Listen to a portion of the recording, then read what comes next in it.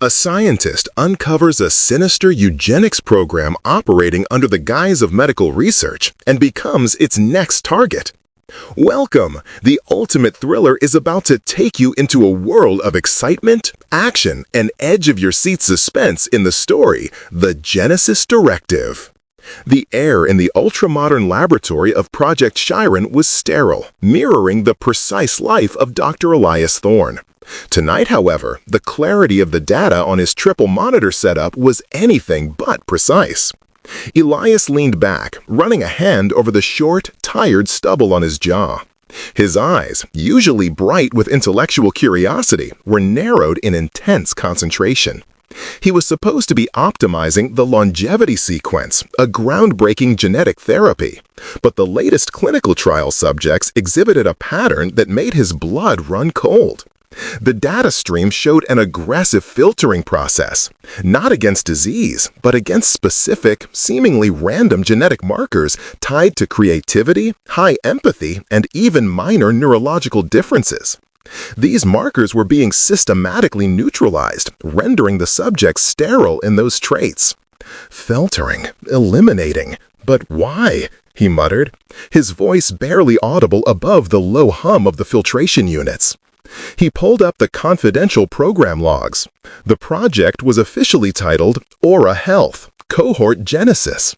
But buried deep in the metadata, a single cryptic command block was repeated. GD001, Genesis Directive. A sudden sharp knock on the reinforced glass door made him jump. His heart pounded in his chest. "Elias, you still here?" Dr. Alistair Finch, the lead chemist, poked his head in. Alistair's expression was weary, but his smile was genuine. Elias quickly minimized the suspicious window, his movement jerky. "Yeah, just running a final simulation," he replied, his tone too loud, too flat. Alistair cantered, leaning against the doorway. "Look rough, man. You should go home. Boss is cracking down on overtime. Says it messes with optimal cognitive function." He rolled his eyes, a flicker of amusement crossing his face. Elias forced a casual exhale. Right, optimal function. He looked Elias straight in the eye, his expression now serious, laced with a hidden urgency. "Elias, I need you to look at something. Hypothetically, if a sequence in the longevity trials wasn't about extending life, but purifying the gene pool, what would you call it?" Alistair's casual demeanor evaporated, his brow furrowed, his eyes widening with concern. "I'd call it illegal and terrifying. Elias, what are you talking about?" Elias hesitated, the weight of the secret pressing down on him. "Nothing. Forget it. Stress talking." He turned back to the screen, his shoulders tense. "Go home, Alistair. I'll see you tomorrow." Alistair looked at Elias' rigid back for a long moment, a deep shadow of unease settling on his features, before he nodded slowly and retreated. As the door hissed shut, Elias reactively locked his workstation. He knew he'd said too much. The paranoia was starting. He maximized the command block again. The Genesis Directive wasn't medical research. It was a silent, selective evolution, and he was standing right in the center of it. The next morning, Alistair Finch was gone. His lab station was meticulously clean, his keycard deactivated, and his personnel file marked "Immediate Voluntary Leave, Personal Reasons." Elias stood by the empty workbench, a knot of dread tightening in his stomach. His gaze was fixed on a small, barely visible smudge on the steel surface, a faint print of a thumbprint smudged in black ink pressed into the metal. Alistair always hated getting ink on his hands. The door slid open, and Director Kaelen entered, her presence filling the room with a cold, contained power. Kaelen was stunningly composed, a woman in her late 40s with razor-sharp cheekbones, impeccable gray suit, and eyes that held the flat, impenetrable color of a winter lake.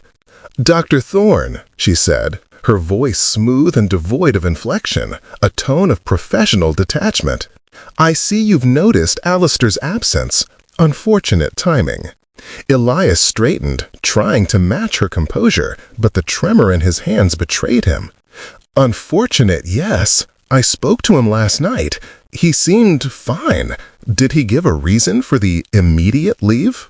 His tone was probing, edged with barely concealed suspicion. Kaelen offered a brief, unsettling smile, lips curving without reaching her eyes. He cited a sudden, critical family matter. Our organization respects privacy, Dr. Thorne, especially the privacy of those who handle sensitive genetic material. Her gaze lingered on him, a subtle shift in her expression turning her eyes into pure glacial assessment. Elias felt the air chill. Of course, I was just concerned for a colleague. As Kaelen turned to leave, she paused at the door. I understand you were working late on the GD01 sequencing last night. Excellent work, Elias. But please delegate the final simulation runs to the junior staff. No need to burn yourself out. Her words were meant to sound encouraging, but the specific mention of GD01 was a clear, chilling warning. After she left, Elias rushed back to the empty workbench. He carefully rubbed the ink smudge with his sleeve, revealing a piece of thin, transparent tape adhering to the steel. Beneath the tape, Alistair had etched tiny, almost invisible characters into the metal. Elias pulled out his phone and covertly took a high-resolution photo. When he zoomed in, the etched message resolved 11-2304, Leo. He stared at the coordinates and the name, Leo, the name of the central archive server. 11-2304 was a date in the past, a reference point. A meeting? A breach? He pocketed his phone, his face set in a grim mask of determination and fear. Alistair hadn't taken a vacation. He had been purged, and he had left a message. Elias knew with absolute certainty that he was next. Elias spent the afternoon in the secure data archives, feigning a systems audit. His mind raced, processing the cryptic message. 11-2304 was the date the Genesis Directive protocols were first uploaded to Project Chiron servers 2 years ago. Alistair was telling him to look at the historical data before the program went operational. He found the raw backup of the pre-operational files hidden under a seemingly innocuous Legacy Protocols folder. Using a custom decryption script he designed years ago, Elias unlocked the file. The content was horrific. It wasn't filtering for health, it was genetic stratification. The program was designed to quietly diminish the inheritance of traits deemed undesirable by an unknown council, ensuring the birth of a more compliant, less imaginative population. Elias leaned forward, his face etched with disgust and profound shock. His hands were shaking as he connected a portable encrypted drive, the size of a credit card, to the main terminal. He had to copy the GD001 code and the foundational research. Don't look at the monitor, just copy the directory, he coached himself, his breath coming in shallow gasps. The file transfer bar crawled agonizingly across the screen. 1%, 5%. Suddenly, the lights in the archive flickered. The familiar hum of the server racks changed pitch, dropping into a deep, sustained growl. A cold, synthesized voice echoed over the intercom. Dr. Thorne, you are accessing restricted Tier 1 assets. Terminate action immediately. Elias's eyes darted wildly around the room. He slammed his finger down on the abort button, but it was too late. The progress bar flashed 12% complete, and the encrypted drive ejected itself, warm and throbbing with stolen data.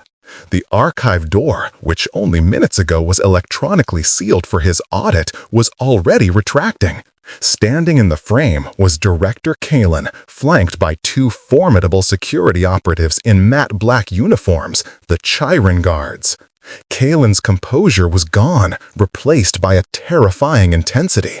Her lips were thin, pulled tight with controlled rage. 12%, Elias, she stated, her voice a low, dangerous purr. That's enough to condemn us, but not enough to prove anything. Give me the drive. Elias clutched the drive in his palm, the sharp edges digging into his skin. He stood up, his posture defiant despite the internal tremor. This isn't medical research, Kaelen. This is eugenics. It's monstrous. You're trying to engineer compliance? We are correcting the chaotic errors of natural selection, Kaelen corrected, taking a slow step toward him. Her eyes flashed with zealotry. Anarchy in the genome leads to anarchy in society. We are the Genesis Directive. Now, the drive, or they will take it from you. Elias saw the two guards shift, their hands moving toward their holstered weapons. He knew this was the end of his life at Chiron, and possibly the end of his life, period. He took a last, desperate look at the exit. Fight or flight. Elias didn't fight. He bolted. He didn't run towards the main exit. He sprinted toward the narrow service duct access hatch located behind the obsolete air conditioning unit, a flaw in the design he'd memorized weeks ago. Contain him. Do not use lethal force within the facility. Kaelen's command was sharp, slicing through the heavy air.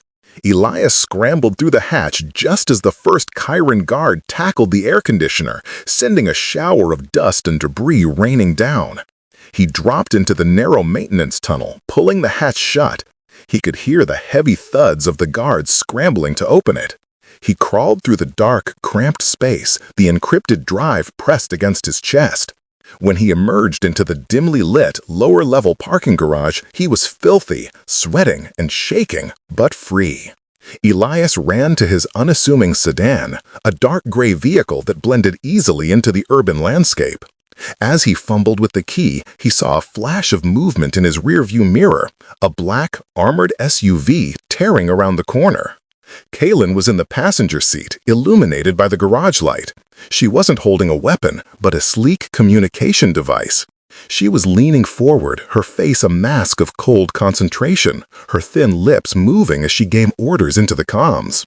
Her eyes locked onto his, even from 50 feet away, and the look of predatory focus sent a fresh spike of adrenaline through him. He wrenched the door open, threw himself inside, and ignited the engine. He burst out of the garage, tires squealing in protest, merging clumsily into the downtown rush-hour traffic. The chase was on. Elias drove erratically, weaving through lanes, constantly checking his mirrors. He knew the Chiron guards wouldn't risk a high-speed takedown in a public area, but they would box him in, or worse, use remote access to disable his vehicle, a proprietary Chiron technology he'd accidentally learned about. He threw his phone out the window onto a crowded bus lane, no digital trail. He needed a safe harbor. He needed a connection outside the Chiron network. He remembered Alistair's cryptic clue, a remote cabin owned by their late mentor, Dr. Abramowitz, a place only the three of them knew about. Elias took a sharp right into an alleyway, scraping the side of his car. He slammed on the brakes, cut the engine, and dove into a sea of overflowing dumpsters, his breathing labored and ragged. He could hear the distant, authoritative wail of the Chiron SUV siren approaching. He was no operative, just a geneticist, yet he was running for his life with the blueprint for human conformity clutched in his hand.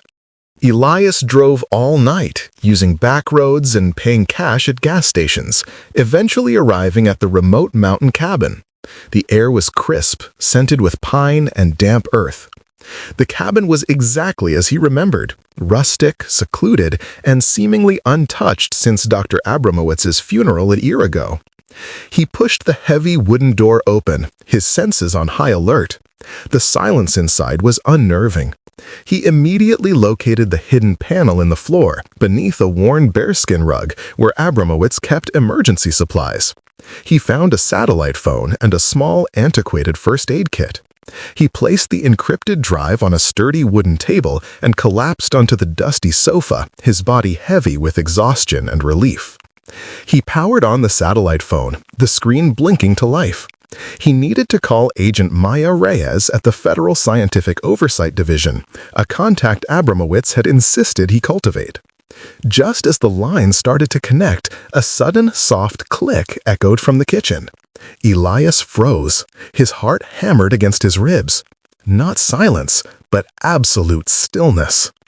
Elias. Smart move, but predictability is a flaw, even in geniuses. A man stepped out of the shadows, emerging from the pantry area. He was tall, lean, and dressed in heavy, dark outdoor gear. His face was emotionless, a blank slate of lethal professionalism. This was not a security guard. This was an operative. Elias scrambled back, knocking over a lamp, the sound deafening in the small room. "Who are you? How did you find this place?" he demanded, his voice cracking with renewed terror. The operative raised a suppressed pistol, aiming not at Elias, but at the satellite phone, which shattered in a spray of plastic and circuits. "The director knew you'd seek comfort in the past," the man said, his tone utterly flat. "Dr. Kaelen said to retrieve the drive and neutralize the data. We value discretion over interrogation." Elias looked at the table. The drive was within arm's reach. He knew he couldn't outrun a bullet, but he also knew the drive was useless if the data was wiped. "Neutralize the data?" Elias asked, feigning confusion, his voice strained. "You mean destroy it? Why not just take it?"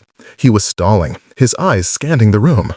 The operative took a slow step forward, his gun hand steady. "We take no risks of duplication. The data is volatile, and you, doctor, are a known liability."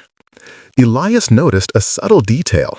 The operative's foot was positioned directly over the main electrical conduit leading from the cabin to the exterior power box.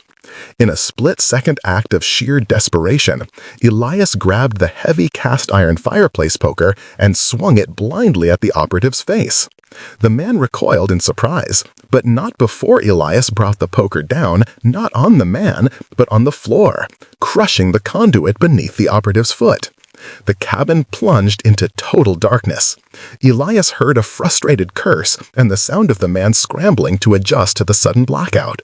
Elias knew he had precious seconds. Elias sprinted toward the back window, smashing through the brittle glass and tumbling out onto the rough dirt. He heard the operative's enraged shout and the sound of a heavy body following. He scrambled into the surrounding woods, running until his lungs burned, the thicket providing just enough cover. He didn't stop until he was a mile away, deep in a ravine, hiding beneath a cluster of thick rhododendrons. He rested there, the cold sweat on his forehead mixing with the dirt. He was alive, but the operative knew the location. He couldn't stay. He pulled out the encrypted drive and a tiny, robust laptop he kept hidden in his car's spare tire well. He plugged the drive in and began a deep dive into the 12% of data he managed to salvage. The files weren't just about genetic filtering. They contained the Project Chiron financials and global outreach strategy. The organization wasn't just a lab. Project Chiron was the scientific facade for Aura Global Solutions, a massive corporation involved in everything from medical insurance to tech infrastructure in dozens of countries. Elias felt a new wave of sick understanding wash over him. His initial shock was replaced by cold horror. This was why the Eugenics program was so selective. The traits they filtered out, high risk-taking, complex problem-solving independent of authority, and extreme artistic temperament, were all markers of potential dissidence. He realized the true scope. Aura Global Solutions was creating a perfectly manageable, complacent global workforce. He found a document, a strategic memo, titled Targeted Trait Reduction, Phase 2, Global Integration. He needed proof that would stand up in a court of law, not just fragmented code. He needed the remaining 88%. Elias looked at the tiny satellite phone shards in his pocket, then at the vast, silent forest around him. He was completely cut off. He pulled a crumpled piece of paper from his wallet, a business card for Agent Maya Reyes, the Federal Oversight Division. He had to reach her. He needed to get to the nearest town, 20 miles away, and make a secure call. He stood up, his gaze hard, resolving to stop running and start fighting. The scientist who studied life was now fighting for the shape of humanity's future. Elias arrived in the remote town of Red Pine late that afternoon, disguised in a heavy lumberjack shirt and dark sunglasses. He found a dingy coffee shop with an old, paper-minute internet terminal in the back corner. He logged in and found the most secure email service he could. He sent a short, encrypted message to Agent Maya Reyes using a prearranged dead drop protocol known only to her and the late Dr. Abramovitz. Subject: Leo, key 112304. Body: I have a fraction of Genesis. I need a face-to-face. Tomorrow, 0900. Old observatory path 5 miles north of Red Pine. He waited, heart pounding, wiping the swat from his hands onto his jeans. 10 minutes later, a reply came. Subject: Received. Body: Maya is confirming. Be cautious. No other contact. The following morning, Elias arrived at the rendezvous point, an overgrown hiking trail leading up to an abandoned astrophysical observatory. The air was thick with morning mist, creating a veil of suspense. A lone figure was already waiting, Agent Maya Reyes. She was mid-30s, dressed in practical, nondescript hiking gear, but her posture was military straight, and her eyes, sharp and alert, were constantly sweeping the tree line. "Dr. Thorne," she said, her voice low and even, devoid of warmth. Her expression was all business, conveying urgent skepticism. "This better be real. You've just implicated yourself in a massive data breach." Elias stepped closer, holding out the encrypted drive. "It's real, Agent Reyes. It's a eugenics program, masked as genetic longevity research. They call it the Genesis Directive. They targeted Dr. Alastair Finch, and now they're hunting me." His tone was strained, vibrating with genuine fear and conviction. Maya took the drive, examining it with critical interest. "Chiron is too big, Elias, too politically insulated. We can't move on 12% of a hunch and a frantic email." Her eyes narrowed in suspicion. "Why come to me? Why not the media?" "Because Kaelen controls the narrative," Elias shot back, his voice rising in desperation. "The moment this story breaks, it's dismissed as a paranoid scientist's delusion. I need the full 100% of the code, and I need the institutional backing of the FSO to analyze it before it's suppressed." Before Maya could respond, a high-pitched, metallic whine sliced through the woods. It was the sound of a high-powered drone. Maya instantly shoved Elias behind a massive boulder. Her expression transformed from skepticism to cold, professional alarm. "They found us. They're using satellite recognition and drone surveillance." The sound of the drone grew louder, directly overhead. Maya drew a compact sidearm pistol. "They're not waiting for an arrest. They're going straight for neutralization." The drone descended rapidly, a sleek black shadow.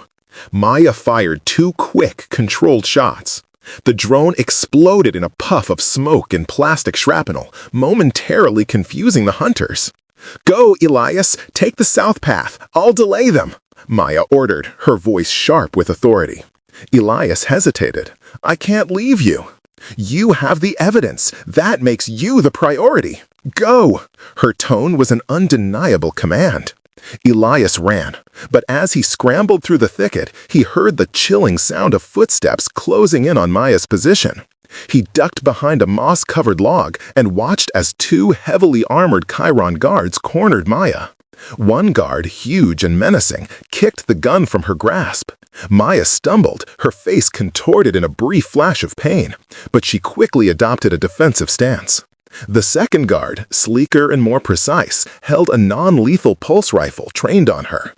"Agent Reyes," the second guard stated, his voice digitized and monotone. "Director Kaelen extends her apologies for the inconvenience. We have been authorized to ask only one question. Where is the device?" Maya spat on the ground, her chin raised in fierce defiance. "Go to hell, Chiron."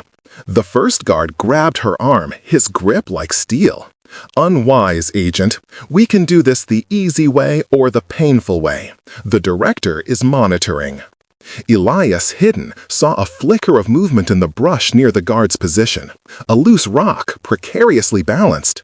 He quickly gathered a handful of loose pine needles and dry soil, his face a mask of desperate concentration. He knew he had to create a distraction. He inhaled deeply and hurled the dirt and needles directly into the face of the pulse rifle guard. The guard cried out, instinctively dropping the rifle to rub his eyes. "Look out!" Maya yelled, seeing Elias's position momentarily revealed.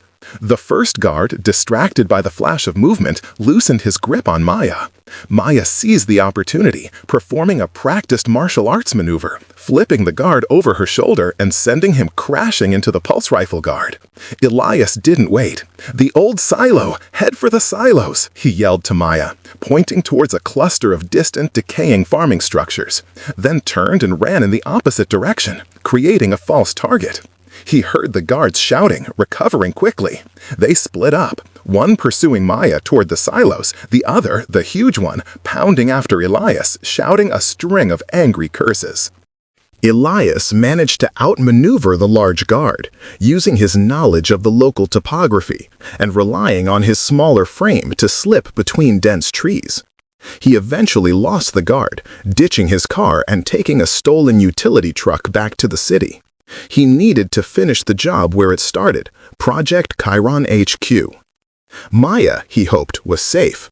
The distraction was enough to buy her time to escape the immediate pursuit, but the drive was still in her possession, and she was now firmly a target. Elias spent the night in a dilapidated motel, sketching out the blueprint of the Chiron Tower, a massive, gleaming skyscraper in the city center. He remembered a key detail from his time in the lab. The building's deepest sublevel, Sublevel 5, contained the original, unnetworked archive of all genetic sequence data, backed up on physical optical disks, the remaining 88%. He secured basic infiltration gear, a black hooded jacket, industrial gloves, and a rudimentary electronic bypass kit from a local hardware store. At 2 a.m., Elias stood across the street from the Chiron Tower, the building an imposing silhouette against the neon city glow. His face was set with cold resolve. He accessed the tower via a seldom-used utility tunnel connected to the city's steam system, crawling through hot, grindy pipes for 20 minutes before emerging into SL5 service corridor. He located the archive room, its door a thick, magnetic lock. He attached the bypass kit. Lights on the panel blinked red, then hesitated, then settled on a solid, defiant green. Failure. "Damn it," he whispered, his voice thick with frustration. He had miscalculated the encryption update. A low, familiar voice spoke from behind him, amplified by the silent, empty corridor. For effort, Elias. You always were better with genetics than with systems." Elias whirled around. Director Kaelen was standing 10 feet away, flanked by a single, identical guard. Her expression was triumphant, bordering on theatrical smugness. "You knew I'd come back here," Elias stated flatly, his own expression hardening into weary hostility. Kaelen smiled, a genuine, unnerving display of satisfaction. "Of course. Your drive is integrity. You wouldn't stop at 12%. You needed the whole truth to justify your treason. We simply let you lead us to your own final mistake. Treason? You're committing genocide of the mind." "I am ensuring a peaceful future," Kaelen countered, taking a slow, deliberate step toward him. "Imagine, Elias, a world without needless chaos. No more unpredictable variables, only smooth, optimized order. We are editing the draft of humanity." Her voice held a disturbing, almost maternal pride. She gestured to the guard. "Take him, gently. We need his final genetic markers for the next phase of the directive." As the guard moved forward, Elias threw a handful of small, specialized ball bearings, a simple analog trick, onto the polished concrete floor. The guard slipped with a heavy thud. Elias ran towards a large floor-to-ceiling server cabinet, his mind focused. He knew the optical disk archive was locked, but the climate control system was manual. Elias reached the cabinet and with a desperate heave yanked the large red emergency handle on the environmental unit. A loud whoosh of gas immediately filled the corridor, an inert chemical coolant designed to extinguish fires. Kaelen cried out, coughing, her composed posture breaking into panic. The air in the sealed sublevel instantly became cold and thin. "The coolant! It'll cycle the air out!" Kaelen gasped, her voice ragged. "Get him, now!" Elias used the moment of confusion to smash the lock mechanism of the optical disk archive with a heavy wrench he'd pilfered. He found the main control panel for the Genesis Directive, a secure, standalone terminal that managed the global propagation of the genetic sequence. He sat down at the terminal, furiously typing the override code Alistair had given him, 11.23.04.Leo. Kaelen recovered, her face pale with fury. "Stop! That's the kill switch! It will release the full GD001 code into the public domain!" "That's the point, Kaelen," Elias yelled back, his fingers flying across the keys. "Release it! Let the world see the full, ugly sequence! Let them see what you've been doing!" Kaelen scrambled to the side panel, trying to cut the power. "You don't understand. The global network is tied to this upload. The moment you hit execute, the directive's filtering process stops, but the research is weaponized. It can be used by anyone." Her eyes were wide with a frantic animal desperation. Elias paused, his hand hovering over the execute key. He looked at Kaelen, reading the terror in her eyes. She wasn't lying. Releasing the raw code would expose them, but it would also create a global genetic weapon, the ultimate uncontrollable Pandora's box. Just then, the security door at the end of the corridor was blown inward with a flash and a deafening report. Standing there, silhouetted against the light, was Agent Maya Reyes, clutching a shotgun. "It's over, Kaelen," Maya shouted, her voice ringing with grim triumph. Kaelen ignored her, lunging for Elias, her manicured fingers aiming for his eyes. Elias ducked, hitting the execute key just as Kaelen slammed into the keyboard. The screen flashed, GD-001, commence global release. Kaelen screamed, not in pain, but in sheer, agonizing defeat. "You fool! You just weaponized the future!" Maya fired a warning shot into the wall, forcing Kaelen back. The single guard tackled Elias, sending the wrench clattering away. As Elias struggled, pinned to the floor, he saw a final critical message flash on the screen before the power failed completely. "Error. Global release failed. External upload intercepted by Leo key. 11.23.04. Files secured." Elias realized Kaelen hadn't been lying about the weaponization, but someone, Alistair's last true failsafe, had intercepted the catastrophic release and locked the files into a secure external server. He'd exposed the directive without sacrificing the world. Maya secured Kaelen and the guard. She rushed to Elias, helping him up. "What happened?" Maya demanded, her chest heaving, adrenaline draining away to cautious relief. Elias looked at the dark, silent terminal, then back at the captured, furiously glowering Director Kaelen. "The directive is exposed," Elias said, a slow, grim smile spreading across his bloodied face. "But the real fight, the fight for the code, is just beginning. Someone out there has the full data. Someone who knows Alistair's secret."